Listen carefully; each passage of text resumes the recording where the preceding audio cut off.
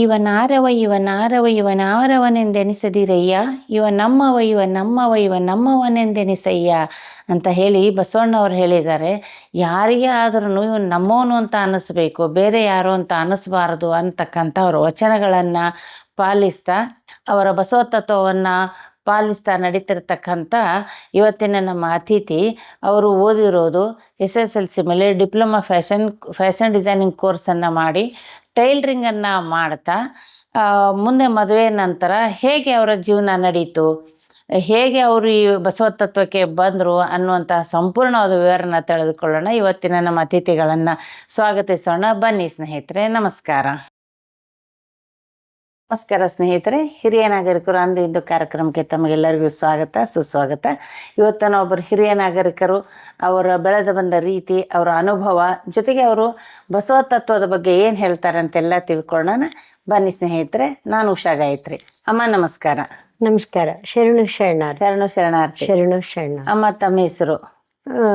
ನಮ್ಮ ಹೆಸರು ಉಮಾ ತಾಯಿ ಪಂಡಿತಾರಾಧ್ಯ ಹುಲಿಕಂತಿ ಮಠ ಅಂತ. ಹುಲಿಕಂತಿ ಮಠ. ಹಾಂ ರೀ. ಅಮ್ಮ ತಾವು ಹುಟ್ಟಿದ್ದು ಬೆಳೆದದ್ದು ಎಲ್ಲ? ನಾವು ಹುಟ್ಟಿದ್ದು ಗದಗ್ನಲ್ಲಿ ಹುಟ್ಟಿನಿ. ಧಾರವಾಡದಲ್ಲಿ 1-2-3 ವರ್ಷ ಇದ್ರು. ಆಮೇಲೆ ಹುಬ್ಳಿ ಒಳಗನ ಬಂದು ಶಿಶು ಆರ್ಲಿಂದ ಹಿಡ್ಕೊಂಡು ಕಾಲೇಜು ವ್ಯಾಸಂಗೆಲ್ಲ ಹುಬ್ಳಿ ಒಳಗೆ ಆಯ್ತು. ತಮ್ಮ ವಿದ್ಯಾಭ್ಯಾಸ ಏನು? ನನ್ನ ವಿದ್ಯಾಭ್ಯಾಸ SSLC ಬೇಸ್ ಮೇಲೆ ಕಾಸ್ಟ್ಯೂಮ್ ಡಿಸೈನ್ ಡ್ರೆಸ್ ಮೇಕಿಂಗ್ ಅಂತ ಹೇಳಿ ಪಾಲಿಟೆಕ್ನಿಕಲ್ ನಾನು 3 ವರ್ಷ ಅಭ್ಯಾಸ ಮಾಡಿದ್ದೆ. Diploma course? ಡಿಪ್ಲೊಮಾ ಟೈಲರಿಂಗ್ ಬಗ್ಗೆ ಬರುತ್ತೆ ಅದು. ಅದೇ ಹೇಗೆ ಇದನ್ನ ಮಾಡ್ಕೊಂಡು ಹೋದ್ರಿ ನೀವು ಆಮೇಲೆ? ಅಂದ್ರೆ ನಂದು SSLC ಆದ್ಮೇಲೆ ನಾನು BA ಮಾಡಬೇಕು ಅಂತಿತ್ತು. ನಮ್ಮ ತಂದೆ ತೀರ್ಕೊಂಡಿದ್ರು.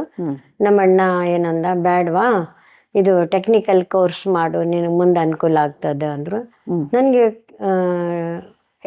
ಮತ್ತೆ ಕಾಲೇಜಿಗೆ ಹೋಗಿ ನೋಡಿದಾಗ ನನಗೆ ಸೆಕ್ರೆಟ್ರಿಯಲ್ಲಿ ಪ್ರಾಕ್ಟೀಸ್ ಮಾಡ್ಬೇಕಂತಿತ್ತು. ಶಾರ್ಟ್ ಹ್ಯಾಂಡ್ ಅದೆಲ್ಲ ಬರ್ತಿತ್ತು. ಆದರೆ ಅದೆಲ್ಲ ಸೀಟ್ ಮುಗಿದ್ಬಿಟ್ಟಿತ್ತು. ಈಗ ಒಂದು ಕಾಸ್ಟ್ಯೂಮ್ ಡಿಸೈನ್ದು ಅಷ್ಟೇ ಉಳ್ದಿತ್ತು. ಅದು ನನಗೆ ಬೇಡ ಅಂತಿದ್ದೆ. ಟೈಲರಿಂಗ್ ಬಗ್ಗೆ ನಂಗೆ ಬೇಡಪ್ಪ ಅಂದ್ರೆ, ಇಲ್ಲ ಅದೊಂದು ಸೀಟ್ ಐತಿ, ನೀ ಅದನ್ನು ಮಾಡು ಅಂಥೇಳಿ ನಮ್ಮ ಅಣ್ಣ ಸೇರಿಸಿದ್ರು. ಅವರು ಸೇರಿಸಿದ್ದು ನನಗೆ ತುಂಬ ಒಳ್ಳೆಯದಾತ್ರಿ. ಮುಂದೆ ನಾನು ಮನೇಲಿ ಕುಂತಾದರೂ ಪ್ರಾಕ್ಟೀಸ್ ಮಾಡಿ ಏನಾದರೂ ಇದು ಮನೆಯಲ್ಲೇ ನಾವು ಇದು ಮಾಡ್ಬೋದಾಗಿ ದುಡ್ಡು ಗಳಿಸ್ಬೋದಾಗಿತ್ತು. ಮಾಡಿದ್ರಿ ನೀವು ಟೈಲರಿಂಗ್ ಅದೆಲ್ಲ? ಟೈಲರಿಂಗ್ ಮಾಡಕ್ಕೆ ನನಗೆ ನಮ್ಮ ಮದುವೆ ಆಗ ಇದು ಡಿಗ್ರಿ ಮುಗಿದ್ಮೇಲೆ 5 ವರ್ಷ ಹೊರ ಹುಡ್ಕೋದ್ರಾಗ ನಿಂತರು. ಅದ್ರಾಗ ಮನೆಯಲ್ಲೇ ನಾನು ಸ್ಟಿಚ್ ಮಾಡ್ತಿದ್ದೆ. ಏನಿಲ್ಲ ಅಂದರೂ 5 ವರ್ಷ ನಾನು ಮನೆಯಲ್ಲೇ ಒಳ್ಳೆ ಟೈಲರ್ ಹೊಲ್ದವ್ರಂಗ ಎಲ್ಲ ಹೊಲಿದು ಖುಷಿ ಎಲ್ಲ ಹೊಲ್ದು ಕೊಟ್ಟಂಥವ್ರೆಲ್ಲ ಗಿರಾಕಿಗಳು ತುಂಬ ಚೆನ್ನಾಗಿ ಹೊಲ್ದಿ, ಭಾಳ ಚಂದ. ನಮ್ಮ ಅಜ್ಜಿ ಇದ್ರು ಹೊಳಲಮ್ಮ ಅಂಥೇಳಿ, ಅವರು ಕೂಡ ಏನು ಭಾಳ ಚಂದ, ನಿನ್ನ ಕೈಯಾಗ ರೆಡಿಮೇಡ್ ಬಟ್ಟೆ ಅದಂಗೆ ಆಗ್ತಾವ ನೋಡು ಅಂತಿದ್ರು. ಹೀಗಾಗಿ ನಾನು ಅದರಲ್ಲೇ 5 ವರ್ಷ ಮಾಡಿದೆ. ಆಮೇಲೆ ಮದುವೆ ಆಯಿತು. ಮದುವೆ ಆದರೂ ನಮ್ಮ ಯಜಮಾನ್ರು ಹೊರಗಡೆ ಏನು ಹೋಗೋದು ಬೇಡ ಅಂದರು. ಹೀಗಾಗಿ ಮತ್ತೆ ಮನೆಯಲ್ಲೇ ಪ್ರಾಕ್ಟೀಸ್ ಮಾಡ್ಕೊತ ಬಂದೆ. ಏನಿದ್ರು ಒಂದು ದಿವಸದಾಗ ನಾನು ಏನು ಮಾಡಿದೆ, ಇವತ್ತಿನ ದಿನ ನಾ ಯಾವ ಥರ ಕಳೆದೆ ಅಂಥೇಳಿ ವಿಚಾರ ಮಾಡಿ, ಬಟ್ ಹೊಲಿಯೋದಂದ್ರೆ ನನ್ನ ಜೀವಾಳ ಆಗಿತ್ತು. ಆಮೇಲೆ ಈಗ ಯಾವಾಗ ನಾವು 94 ಒಳಗೆ ಬಸವ ತತ್ವ ಬಂದ್ವಿ, ಅವಾಗನು ಹೊಲಿತಾ ಇದೆ. 99 ನಾವು ಇಲ್ಲಿ ಗಾಂಧಿನಗರಕ್ಕೆ ಬಂದ್ವಿ. ಬಂದಾಗ ಮಾತ್ರ ನನ್ನ ಸ್ವಲ್ಪ ವಯಸ್ಸಿನ ಮೇಲೆ ಕಣ್ಣನ್ನು ಚಶ್ಮಾ ಬಂದು ಹೊಲಿಯೋದು ನಿಂತು. ಮತ್ತೆ ಹೆಚ್ಚು ನನ್ನ ಆಸಕ್ತಿ ಬಸವ ತತ್ವದ ಮೆಂಬರ್ ಆದೆ ಬಸವ ಕೇಂದ್ರಕ್ಕೆ. ಹೀಗಾಗಿ ನನ್ನ ಹೊಲಿಗೆ ಅಲ್ಲೇ ಬಿಟ್ಟೆ. ನಾನು ಬಸವಣ್ಣನ ಕೇಂದ್ರ, ಬಸವಣ್ಣನ ಮಹಾಮನಿ, ಬಸವ ತತ್ವ, ಪ್ರವಚನ ಕೇಳೋದು ಅದರಲ್ಲಿ ಆಸಕ್ತಿ ಬಂತು. ಕೇವಲ ನನ್ನ ಮಗಳದು ನಂದು ಮನಿದಷ್ಟೇ, ನಮ್ಮ ತಾಯಿಯವ್ರದ್ದು ಅಷ್ಟೇ ಹೊಲಿತಿದ್ದೆ. ಹೆಚ್ಚು ನಂದಿತ್ತು ಬಸವಣ್ಣನ ಕಡೆ ಒಲವು ಬಂದ್ಬಿಡ್ತು. ಬಸವ ತತ್ವ ನಂಗೆ ಭಾಳ ಇಷ್ಟ ಆಯಿತು. ಅದು ದುಡ್ಡಿನ ಮೋಹ ಹೋಯ್ತು, ಹೊಲಿಬೇಕು ಮಾಡ್ಬೇಕು ಅನ್ನೋದು ಹೋಯ್ತು. ಬಸವಣ್ಣನ ಮಹಾಮನಿ ಎಲ್ಲದಾವು, ಬಸವ ತತ್ವದ ಬಗ್ಗೆ ಏನು ಅನ್ನೋದು ಅದೇ ನನಗೆ ಮುಂದುವರಿತ್ರಿ. ಎಷ್ಟು ವರ್ಷದಿಂದ ನೀವು ಬಸವ ತತ್ವ? ನಾವು 94 ಒಳಗೆ ನಾವು ಈ ಸಂತೋಷ್ ನಗರದಾಗಿದ್ವಿ. ಅಲ್ಲಿ ಎದುರಿಗೆ ನಮ್ಮ ತಂದಿ ರೂಪದಾಗಿದ್ರು MD ತಡಸ್ ಮತ್ತು ಪ್ರೇಮಕ್ಕ ಅಂಥೇಳಿ. ಈಗ ಜಸ್ಟ್ 88 ಒಳಗೆ ಮಾತಾಜಿದು ಪ್ರವಚನ ನಡೆದಿತ್ತು ನೆಹರು ಗ್ರೌಂಡ್ ಒಳಗೆ. ಅವಾಗ ಬಾ ಅಂತಿದ್ರು. ಆದ್ರೆ ಮಕ್ಕಳು ಸಣ್ಣ, ಇದು ವರ್ಷದ್ದು 3 ವರ್ಷದ್ದಿತ್ತು. ಅವ್ 2 ಮಕ್ಕಳು ಕಟ್ಕೊಂಡು ನಮ್ಮ ತಾಯಿ ಕರ್ಕೊಂಡು ನಾನು ನೆಹರು ಗ್ರೌಂಡಿಗೆ ಹೋಗಿದ್ದೆ. ತುಂಬಾ ದೂರ, ದೊಡ್ಡ ಸ್ಟೇಜು. ಆ ಮಾತಾಜಿ ಮುಖ ನೋಡಿರ್ಲಿಲ್ಲ, ದೂರ್ಲಿಂದ ಏನ್ ಕಾಣ್ತಿರ್ಲಿಲ್ಲ. ನಾವು ಸಮೀಪ ಹೋಗ್ಲಿಲ್ಲ, ದೂರಿಂದ ಲಿಂಗಾನಂದಪ್ಪರು ಮಾತಾಜಿಯವರು ಪ್ರವಚನ ಮಾಡಿದ್ರು. ಅದು ಬಹಳ ಬಸವ ತತ್ವ ಇಲ್ಲಿ ಹುಬ್ಳಿ ಒಳಗೆ ಬಹಳ ಇದು ಆತ್ರಿ, ಅದು ಪ್ರಭಾವ ಬೀರ್ತು. ಹಿಂಗಾಗಿ ಮತ್ತೆ ಅವತ್ತನ 88ನೇ ಇಸ್ವಿಯಿಂದನ ಮಾತಾಜಿಯವರು ಶರಣ ಮೇಳ ಪ್ರಾರಂಭ ಮಾಡಿದ್ರು ಕೂಡಲ ಸಂಗಮದಾಗ. ಹಾ, ಮಹಾಮನಿ ಪ್ರಾರಂಭ ಮಾಡಿದ್ರು. ನಮ್ಮ ಅವರು ತಡಸ್ತಪ್ಪರವರು ವಾರ ಪ್ರಾರ್ಥನೆ ಐತಿ ಮತ್ತೆ ಶರಣ ಮೇಳಕ್ಕೆ ಹೋಗೋನ್ ಬಾ ಅಂತಿದ್ರು. ಹೆಂಗಾಗ್ತೈತವ, ಮಕ್ಳು ಸಣ್ಣವದಾವು, ಶಾಲಿಗೆ ಹೋಗೋರು ಆಗುದಿಲ್ಲ ಅಂತಿದ್ದೆ. ಅವ್ರು ಹೋಗಿ ಬಂದು ಅವ್ರದ್ದು ಅಲ್ಲಿದೆಲ್ಲ ಇದನ್ನ ಹೇಳ್ತಿದ್ರು ಅವರು. ಹಿಂಗಾತು, ನನಗೂ ಭಾಳ ಆಸಕ್ತಿ ಆಯ್ತು. ಆಮೇಲೆ ವಾರ ಪ್ರಾರ್ಥನೆ ಇಲ್ಲೇ ಉಣಕಲ್ಲೊಳಗ ಬಸವ ಮಂಟಪ ಅಂತ ಪ್ರಾರಂಭ ಮಾಡಿದ್ವಿ. ಅದಕ್ಕಿಂತ ಪೂರ್ವ ಧಾರವಾಡಕ್ಕೆ ಹೋಗಿದ್ವಿ ನಾವು. ಗಣಮೇಳ ಅಂತೇಳಿ ಶಿವರಾತ್ರಿ ದಿವಸ ಎಲ್ಲಾ ಹುಬ್ಳಿ ಧಾರವಾಡ ಆಸ್ಪಾಸ್ ಜನರೆಲ್ಲ ಅಲ್ಲಿ ಹೋಗಿ ಪ್ರೇಯರ್ ಮಾಡಿ ಪ್ರಸಾದ ಮಾಡಿ ಅಕ್ಕಮಹಾದೇವಿ ಆಶ್ರಮ ಅಂತ ಇದು ಮಾದೇವರ ಆಶ್ರಮದಾಗ ಹೋಗ್ತಿದ್ವಿ. ಇತ್ತೀಚೆಗೆ ಮತ್ತೆ ಇದು ಬಸವ ಜಯಂತಿಗೆ, ಬಸವಣ್ಣರು ಹುಟ್ಟಿದ ಹಬ್ಬದ್ದು ಬಸವ ಜಯಂತಿಗೆ ಅಲ್ಲಿ ಆಚರಿಸ್ತಿದ್ವಿ. ಹುಬ್ಳಿ ಆಸ್ಪಾಸ್ ಎಲ್ಲರೂ ಅಲ್ಲಿ. ಇತ್ತೀಚೆಗೆ ಇಲ್ಲಿ ಹುಬ್ಳಿ ಒಳಗೆ ಸಾಯಿನಗರದಾಗ ಬಸವ ಕೇಂದ್ರ, ಬಸವ ಮಂಟಪ ಪ್ರಾರಂಭ ಆಯಿತು. ಅಲ್ಲಿ ಬರಾಕತ್ರು 99. ಅಷ್ಟೊತ್ತಿಗೆ ನಮ್ಮ ಯಜಮಾನ್ರು ಡ್ರೈವರ್ ಅಲ್ಲ ಇಂಡಸ್ಟ್ರಿಯಲ್ ಏರಿಯಾದಾಗ ಲೋಡ್ ಮಾಡ್ತಿದ್ರು. ಅದಕ್ಕೆ ನಾವು ಅಲ್ಲಿ ಅನಾನುಕೂಲತೆ ಅಲ್ಲಿ ಆಯಿತು. ಹಿಂಗಾಗಿ ಇಂಡಸ್ಟ್ರಿಯಲ್ ಏರಿಯಾ ಗೋಕುಲ್ ರೋಡಿಗೆ ಬಂದ್ವಿ. ಅಲ್ಲೇ 99 ಬಂದಾಗ ಗಾಂಧಿನಗರದಾಗ ನಾವಿದ್ವಿ. ನಮ್ಮ ರಾಷ್ಟ್ರೀಯ ಬಸವ ದಳದವರು ನನ್ಗೆ ಮೆಂಬರು ಮಾಡಿಕೊಂಡ್ರು. ಆಮೇಲೆ ತಿಂಗಳಿಗೊಮ್ಮೆ ಬಂದು ಲಕ್ಷ್ಮೇಶ್ವರವರು, ದವಾಖಾನಿ ಸುಮಂಗ್ಲಾ ತಾಯಿಯವರು, ಬಸವರಾಜಪ್ಪವರು, ಆಮೇಲೆ ನಮ್ಮ ತಡಸ್ಥ ಅಪ್ಪ ಅಮ್ಮ ಅವ್ರು ನನ್ಗೆ ನಿಜವಾದ ಹಡದ ತಾಯಿ ಹಂಗನರಿ.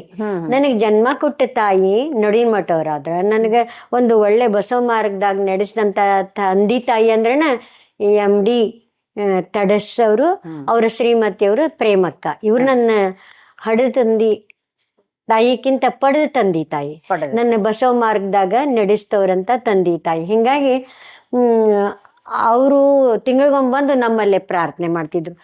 ಆಮೇಲೆ ಗೋಕುಲ್ ರೋಡ್ ಗಾಂಧಿನಗರದಾಗ ಬಸವ ತತ್ವ ದಿನ ಅಷ್ಟೊಂದು ಹವಾ ಗಾಳಿ ಇರ್ಲಿಲ್ಲ, ಇತ್ತು. ಮಂಜುನಾಥ್ ನಗರದಾಗ ಪ್ರಭು ಅಂಗಡಿಯವ್ರಂತಿದ್ರು, ಅವರು ರಾಷ್ಟ್ರೀಯ ಬಸವ ದಳದ ಮೆಂಬರು. ಆಮೇಲೆ ಅಲ್ಲೇ ಗಂಟಿಕೇರಿ ಒಳಗ ಇದು ಕ್ಯಾತಣ್ಣವ್ರು ಅಂತಿದ್ರು.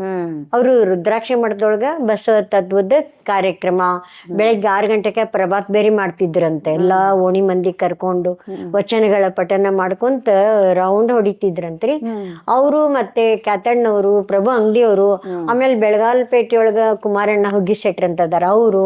ಇಲ್ಲೇ ಬಸವೇಶ್ವರ ನಗರದಾಗ ಗೋಕುಲ್ ರೋಡ್ ಬಸವೇಶ್ವರ ನಗರದಾಗ SK ಅಂಗಡಿ ಅಂತ ಹೇಳಿ, ಮತ್ತೆ ಎಲ್ಲ ದೋತ್ರದವರು, ಜಯ ಹಿರೇಮಠ ಅವರು, ಈ ಎಲ್ಲ ಇಲ್ಲಿ ಕೇಂದ್ರದವರು ಸೇರಿ ಬಸವ ತತ್ವದ ಒಂದು ಪ್ರಾರಂಭ ಆಯ್ತ್ರಿ. ಇಲ್ಲಿ ಸಂಘ ಆಯ್ತು. ಇದು ಚಿತ್ರದುರ್ಗ ಮುರುಘಾಶರಣರು ಬಂದು ಇಲ್ಲಿ ಕೇಂದ್ರ ಓಪನಿಂಗ್ ಮಾಡಿ ನಿಜಗುಣಾನಂದ ಸ್ವಾಮೀಜಿ ಅವರು ಪ್ರವಚನ ನಡೀತ್ರಿ 5 ದಿವಸ. ಹಿಂಗಾಗಿ ನಮ್ಗೆ ಅಲ್ಲಿ ಕೇಂದ್ರ ಓಪನಿಂಗ್ ಆಯ್ತು. ಸುಮಾ ಹಿರೇಮಠ ಅವರು ಅರ್ಜುನ್ ವ್ಯಾರದಾಗ ಸುಮಾ ಹಿರೇಟ್ರ ಮನ್ಯಾಗ ಇವ್ರನ್ನ ನಮ್ಮ ನಿಜಗುಣಾನಂದ ಸ್ವಾಮೀಜಿಯವ್ರು ನಿಲ್ಸಿದ್ರು. 5 ದಿವಸ ಇಷ್ಟು ಚಂದ ಬಸವ ತತ್ವದ ಬಗ್ಗೆ, ಶರಣರ ಬಗ್ಗೆ ಎಲ್ಲ ಹೇಳಿದ್ರಲ್ಲ, ನನಗೆ ಭಾಳ ಬಸವಣ್ಣ ಅವ್ರ ಬಗ್ಗೆ ಭಾಳ ಒಲವು ಮೂಡ್ತು. ಆಮೇಲೆ ವಾರ ವಾರ ಪ್ರಾರ್ಥನೆ ಇತ್ತು. ನನ್ನ ಫ್ರೆಂಡ್ ಅನ್ಸೂಯ ಅರಕೇರಿ ಅಂತ ಹೇಳಿ ಇಲ್ಲಿ ನೋಡುವ ವಾರ ವಾರ ಪ್ರಾರ್ಥನೆ ಮಾಡ್ತಾವೆ. ಪ್ರತಿ ರವಿವಾರ ಬಾ ನೀನು ಅಂಥೇಳಿ ಕರ್ಕೊಂಡು ಹೋದ್ಲು ಅನ್ಸೂಯ ಅರಕೇರಿ ಅಂಥೇಳಿ. ಅಲ್ಲೇ ಒಮ್ಮೆ ಜಾಲಿಯವ್ರ ಮನ್ಯಾಗ ಕಾರ್ಯಕ್ರಮ ನಡೆದಿತ್ತು, ವಾರದ ಪ್ರಾರ್ಥನೆ ಜಾಲಿ ಅಂಥೇಳಿ. ಇದು ಹಿತ್ತಲ್ಮನಿ ಮೇಡಮ್ ಅವ್ರ ಮನೆ, ಪ್ರೊಫೆಸರ್ ಹಿತ್ತಲ್ಮನಿ ಮೇಡಮ್ ಅವ್ರ ಮನೆ ಪಕ್ಕದಾಗ ಜಾಲಿ ಅವ್ರ ಮನೆ. ಅವ್ರ ಮನೆಯಲ್ಲೇ ಮಹಾಮನೆ ನಡೆದಾಗ ಈಗ ಬಸವ ಜಯಂತಿಗೆ ಬಂತು, ವಚನ ಕಾಂಪಿಟೇಷನ್ ಇದೆ ನೋಡ್ರಿ, ಯಾರ ಭಾಗವಹಿಸ್ರಿ ಅಂದ್ರೆ ನನಗೆ ಸ್ವಲ್ಪ ಹಾಡ್ಬೇಕು, ವಚನಗಳು ಹೇಳಬೇಕು, ಹಾಡ್ಬೇಕನ್ನೋ ಹವ್ಯಾಸ ಭಾಳ ಇತ್ತು. ಅದಕ್ಕೋಸ್ಕರ ನಾನು ಭಾಗವಹಿಸ್ತೇನೆ ಅಂದೆ. ಇಲ್ಲ, ನೀವು ಇಲ್ಲೇ ಭಾಗವಹಿಸ್ಬೇಕಾದ್ರೆ ಮೆಂಬರ್ ಆಗಬೇಕು ವರ್ಷದ್ದು ಅಂದರು. ವರ್ಷದ ಮೆಂಬರ್ ಆಗ್ಬೇಕಂದ್ರೆ 150 ರೂಪಾಯಿ. ಆಯ್ತಾ, ನನಗೆ ಹಾಡ ಹುಚ್ಚಿತ್ತಲ್ಲ, ನಾನು ಮೆಂಬರ್ ಆದೆ.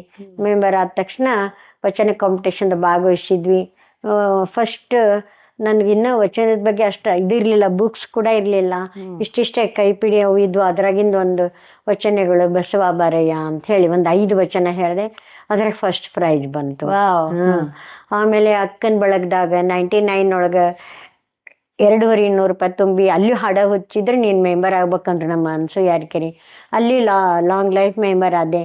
ಅಲ್ಲಿಯೂ ಕಾಂಪಿಟೇಷನ್ದಾಗ 5 ಬರೇ ಅಕ್ಕಮಹಾದೇವಿ ವಚನಗಳಷ್ಟೇ ಹೇಳಬೇಕಂದ್ರು.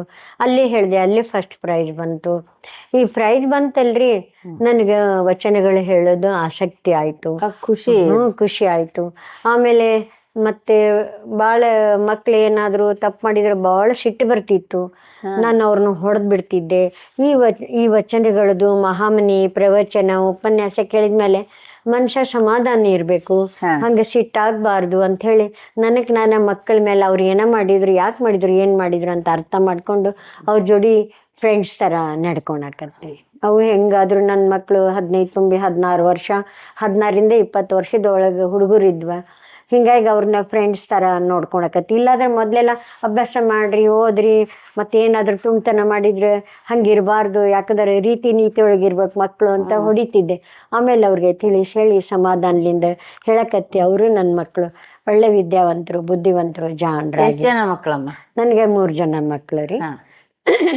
ಒಬ್ಬವನು ಮೊದಲೇದವನು ಚಂದ್ರಕಾಂತ್ ಪಂಡಿತ್ ಹುಲ್ಕಂತಿಮಠ್ ಅಂತ, 2ನೇದವನು ರವಿಚಂದ್ರ ಪಂಡಿತ್ ಹುಲ್ಕಂತಿಮಠ್ ಅಂತ, ಆಮೇಲೆ 3ನೇದಕ್ಕೆ ಹೆಣ್ಮಗಳು ದೀಪಶ್ರೀ ಪಂಡಿತ್ ಹುಲ್ಕಂತಿಮಠ್ ಅಂತ. ಈ ಹೆಸರು ಯಾಕಿಟ್ಟೆ ಅಂದ್ರೆ ನಾವಿನ್ನ ಬಸವ ತತ್ವದಾಗ ಬಂದಿದ್ದಿಲ್ರಿ. ಇನ್ನು ಆವಾಗ್ಲೇನ ಚಂದ್ರೋದಯ ಟೈಮ್ದಾಗ ನಮ್ಮ ಮಗ ಹುಟ್ಟಿದ ಅಂಥೇಳಿ ನಮ್ಮ ಮಾವಾರು ಚಂದ್ರಕಾಂತ್ ಅಂತಿಡುವ, ನಾನು ಚಂದ್ರಶೇಖರ್ ಅದನಿ, ಅವನಿಗೆ ಚಂದ್ರು ಅಂತಿಡುವ ಅಂದ್ಕೊಳ್ಳೆ ಮಾವಾರ್ದು ಚಂದ್ರಶೇಖರಯ್ಯ ಆಗ್ತದ. ಅದಕ್ಕೆ ಇವನಿಗೆ ಚಂದ್ರಕಾಂತ್ ಅಂತಿಟ್ಟೆ. 2ನೇ ಮಗ ಅದು ಜಸ್ಟ್ ಅವಾಗ ಫಿಲ್ಮದ್ ಹುಚ್ಚು ಬಾಳಿತ್ರಿ, ರವಿಚಂದ್ರ ಪಿಕ್ಚರ್ ಬಂದಿತ್ತು, ಅದಕ್ಕೆ ರವಿಚಂದ್ರ ಅಂತಿಟ್ವಿ. ಆಮೇಲೆ 3ನೇದ್ ಮಗಳು ದೀಪಾವಳಿ ಅಮಾಸಿ ದಿವ್ಸ ಹುಟ್ಟಿದ್ಲು, ಅದಕ್ಕೆ ದೀಪಶ್ರೀ ಅಂತಿಟ್ವಿ. ಈಗ ಬಸವ ತತ್ವದಾಗ ಬಂದ್ಮೇಲೆ ಇವೆಲ್ಲ ಯಾಕೆ ಇಟ್ವಿ ಅಂತ ಹೇಳಿ ಈಗ ಅದು ಚೇಂಜ್ ಮಾಡೋಕ್ಕೂ ಆಗೆಲ್ಲ ಏನು ಮಾಡೋಕ್ಕಾಗಲ್ಲ, ಎಲ್ಲ ಸರ್ಟಿಫಿಕೇಟ್ ಒಳಗೆ ಕುಂತು ಬಿಟ್ಟಿರ್ತದೆ ಅಂಥೇಳಿ ಹಿಂದೆ ನಾವು ಮನೆ ಓಪನಿಂಗ್ ಮಾಡೋ ಮುಂದೆ ಬಸವ ಚಂದ್ರಕಾಂತ್, ಬಸವ ರವಿಚಂದ್ರ, ಆಮೇಲೆ ಮಾತಾಜಿ ಕಡೆ ನನ್ನ ಮಗಳು ಶರಣ ಮೇಳಕ್ಕೆ ಹೋದಾಗ ಮಾತಾಜಿಗೆ ಅವ್ರ ಜೊತೆಗಿದ್ದು ಆಕಿಗೆ ಒಂದು 4-5 ವರ್ಷದ ಹುಡುಗಿತ್ತು. ಆ ಮಾತಾಜಿ ಜೋಡಿ ಒಡನಾಟದಿಂದ ನಿನ್ನ ಹೆಸರೇನಮ್ಮ ಅಂದ್ರೆ ದೀಪಶ್ರೀ ಅಂತ. ಇಲ್ಲ ಅದೆಲ್ಲ ಬೇಡ, ವಚನ ದೀಪ್ತಿ ಅಂತ ಆಗ್ಬೇಕು ನಿನ್ನ ಹೆಸರು ಅಂದ್ರಂತ ಮಾದೇವಿ ಅವರು. ಆಶೀರ್ವಾದ ಮಾಡಿದ್ರಂತ, ಒಳ್ಳೆ ಓದು, ಇದರಲ್ಲಿ ಮುಂದುವಾಗು, ವಿದ್ಯಾವಂತೆ ಆಗು, ಬುದ್ಧಿವಂತೆ ಆಗು, ನೀನು ದೀಪಶ್ರೀ ಅಲ್ಲ, ನೀನು ವಚನ ದೀಪ್ತಿ ಅಂತ ಹೇಳಿದ್ರಂತ. ಹಿಂಗಾಗಿ ಆಕಿಗೆ ವಚನ ದೀಪ್ತಿ ಅಂತ ನಾವು ಇದನ್ನ ಮಾಡಿದ್ವಿ. ಈಗ ಏನ ಮಾಡಿದ್ರು ಈಗ ಹೆಸರು ಚೇಂಜ್ ಮಾಡಕ್ಕಾಗಲ್ಲ. ಈಗ ಮೊನ್ನೆ ಮೊಮ್ಮಕ್ಳು ಹುಟ್ಟಿದ್ರು. ದೊಡ್ಡ ಮೊಮ್ಮಗ ನಮ್ಮ ಯಜಮಾನ್ರು ತೀರ್ಕೊಂಡಿಂದ ಹುಟ್ಟಿದ, ಅದಕ್ಕೆ ಬಸವ ಪಂಡಿತಾರಾಧ್ಯ ಅಂತಿಟ್ವಿ. ಪಂಡಿತಾರಾಧ್ಯ ಅಂತಿಟ್ವಿ. 2ನೇ ಮಗನಿಗೆ, ದೊಡ್ಡ ಮಗನಿಗೆ 2ನೇ ಮಗ ಹುಟ್ಟಿದಾಗ ಬರೀ ಆಕಿ ಮಾವಾರ ಹೆಸರು ಇಟ್ರಿ, ಈಗ ನನ್ನ ಇಷ್ಟದ ಪ್ರಕಾರ ನಾ ಇಟ್ಕೊತೇನೆ ಹೆಸರು ಅಂದ್ಲ. ಆಯ್ತವ ಏನು ಇಟ್ಕೊಂತಿ ಇಟ್ಕೊ ಅಂದ್ವಿ. ಆಕಿ ಭುವನ್ ಅಂತ ಇಟ್ಲು. ಭುವನ್ ಅಂತ ಇಡೋನ್ರಿ ಅಂದ್ಲ. ಆಯ್ತವ ಅಂತೇಳಿ ಬಸವ ಭುವನ್ ಅಂತ ಇಟ್ವಿ. ಆಮೇಲೆ ಈಗ 2ನೇ ಮಗಂದು ಮದ್ವೆ ಆದ್ಮೇಲೆ ಮಗು ಆಯ್ತು. ಅವನಿಗೆ ಏನಂತ ಇಟ್ವಿ ಅಂದ್ರೆ, ಈಗ ಒಂದು ಮನುಷ್ಯನ ಕಡೆ ಬಸವ ತತ್ವದಾಗ ಬಂದ್ಮೇಲೆ ಒಂದು ಮನುಷ್ಯ ಏನಾಗ್ಬೇಕಂದ್ರೆ, ಯಾರೇ ಏನ ಶರಣರ ತತ್ವದಾಗ ನಾವು ಬಂದ್ಮೇಲೆ ಯಾವುದೇ ಮನುಷ್ಯ ಯಾರೇ ಏನೇ ಕೇಳಿದ್ರು ಆ ಮನುಷ್ಯನಲ್ಲಿ ಏನಾಗ್ಬೇಕಂದ್ರೆ ತನು ಮನ ಧನದಿಂದ ಅರ್ಪಣೆ ಮಾಡುವಂತ ಬುದ್ಧಿ ಬರ್ಬೇಕು. ಹೌದು, ತನುವಿನ ಸೇವಾ ಮಾಡೋಕ್ಕೂ ರೆಡಿ ಇರಬೇಕು, ಮನದಿಂದ ಆತನ ಪರಮಾತ್ಮನ ನೆನೆಯುವಂಥದ್ದು ಇರಬೇಕು. ಆಮೇಲೆ ಧನ ಸಹಾಯ ಮಾಡುವಷ್ಟು ಅವನಿಗೆ ಮನ್ಸಿರ್ಬೇಕು. ಮನಸ್ಸು ಇರಬೇಕು ಅಂತ ಒಂದು ಗುಣ ಅವನಲ್ಲಿ ಬರಬೇಕು ಅಂತ ಹೇಳಿ ಮೊನ್ನೆ ಹುಡುಗನಿಗೆ ಬಸವ ತ್ರಿವಿಧ ಅಂತಿಟ್ವಿ. ಬಸವ ಬಸವ ತ್ರಿವಿಧ ಅಂದ್ರೆ ತ್ರಿವಿಧ ದಾಸೋಹಿ. ತ್ರಿವಿಧ ದಾಸೋಹಿ. ತ್ರಿವಿಧ ದಾಸೋಹಿ ಅದಾಗ್ತದ. ತ್ರಿವಿಧ ಅಂದ್ರೆ 3 ಬಸವ ತ್ರಿವಿಧ ಅಂದ್ರೆ ಬಸವಣ್ಣನ ಎಲ್ಲಾನು ಅದ್ರಲ್ಲಿ ಬಂದ್ಬಿಡ್ತದೆ ಅಂತ ಹೇಳಿ. ಮತ್ತೆ ಅಲ್ಲಿ ಇಷ್ಟು ದಿವಸ ರಾಷ್ಟ್ರತನ ಹೋಗ್ತಿದ್ದ ಅವನು. ಈಗೇನೋ ಬಸವ ಅವನು ಸ್ವಲ್ಪ ಸ್ಕೂಲ್ ಚೇಂಜ್ ಮಾಡಿದ್ರು ಸೈಂಟ್ ಒಳಗೆ. ಅಲ್ಲಿ ಟೀಚರ್ ಕೂಡ ಅಂದ್ರು, ಅಲ್ರಿ ಮೊಮ್ಮಗನ ಹೆಸರು ಭಾಳ ಚಂದ ಐತ್ರಿಪ್ಪ, ನಂಗೆ ಭಾಳ ಲೈಕ್ ಆಯ್ತು ಅಂತ ಹೇಳಿ ಅವರು EVS ಟೀಚರ್ ಸುರೇಖಾ ಅಂತ ಹೇಳಿ, ಏನ್ರಿ ಅಮ್ಮ ಮೊಮ್ಮಗನ ಹೆಸರು ಭಾಳ ಚಂದ ಇಟ್ಟಿರಿ, ನನಗೆ ಭಾಳ ಲೈಕ್ ಆಯ್ತು. ಈಗಿನ ಜನ್ರೇಷನ್ ಟೀಚರ್ ಅವರೆಲ್ಲ ಮತ್ತೆ ಇಷ್ಟು ಲೈಕ್ ಮಾಡ್ತಾರೆ ಅಂದ್ರೆ ಎಲ್ಲ ಬಸವ ತತ್ವ ಬೆಳೀಲಿ, ಬಸವಮಯ ಆಗ್ಲಿ. ಆಮೇಲೆ ಮಾತಾಜಿದೊಂದು ಇದು ಐತ್ರಿ ವಚನ, ಅವರ ರಚನೆ ಏನಂದ್ರೆ, ಹೇ ಪರಮಾತ್ಮ ಲೋಕದ ಮಿತ್ರ ನೀನೇ ಸರ್ವಕ್ಕೂ ಕಾರಣಕರ್ತ ಅಂತದ್ದು ಐತ್ರಿ. ಅದನ್ನ ಒಂದು ರಾಗದಾಗ ಹೇಳ್ರಿ ಖಂಡಿತ ಹೇಳ್ರಿ. ಮಾತಾಜಿಯವರ ಪ್ರಾರ್ಥನೆ ಗೀತೆ ಅದು. ಎಲ್ಲ ಸ್ವಂತ ರಚನೆ ಮಾತೇಮಾದೇವಿ ಅವ್ರದ್ದು.